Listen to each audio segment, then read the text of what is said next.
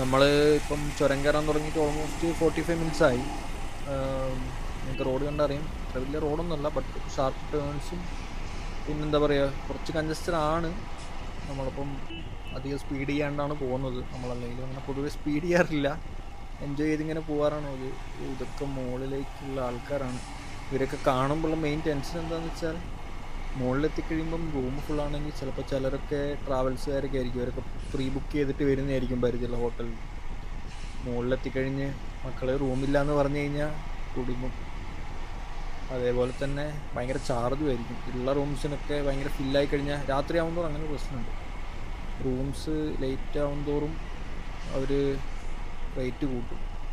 ഇപ്പോൾ ഈ കാണുന്ന വ്യൂ ഒക്കെ ഉണ്ടല്ലോ, വളരെ ബ്യൂട്ടിഫുള്ളാണ്. അതായത് എന്താ ചെയ്യുക, അവിടെ എത്തേണ്ട ഒരു ടെൻഷൻ ഉണ്ടെങ്കിലും ഞാനിത് എൻജോയ് ചെയ്തിട്ടാണ് ഓടിക്കുന്നത്. ഞാനിതിൻ്റെ ഒരു ലാൻഡ്സ്കേപ്പ് വീഡിയോ ഇടാം, കാരണം എന്നാലേ നിങ്ങൾക്ക് എത്രത്തോളം ഞാൻ എങ്ങനെ ഇത് കാണുന്നതെന്ന് മനസ്സിലാവുള്ളൂ.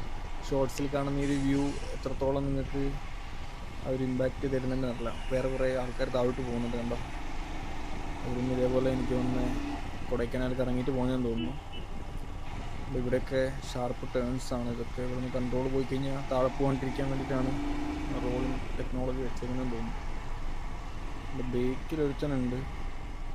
ഞങ്ങൾ പൊതുവെ ഇങ്ങനെ സ്പീഡ് ചെയ്യാറില്ല, പക്ഷേ ഈ റോഡിൽ എനിക്ക് തോന്നുന്നത് ഈ വണ്ടി ഉള്ളതുകൊണ്ടാണെന്ന് അറിയില്ല, അത്യാവശ്യം സ്പീഡ് ചെയ്ത് പോവാം.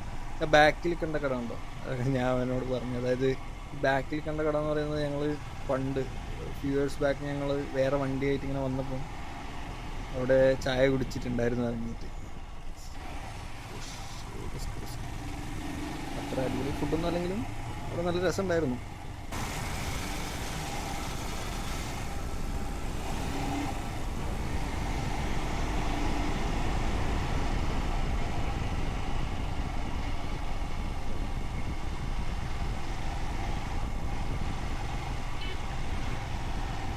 ആക്ച്വലി എൻ്റെ ഫോണിൽ ഞാൻ കുറച്ച് ലൈറ്റ് മ്യൂസിക്കും കൂടി വെച്ചിട്ടുണ്ട്.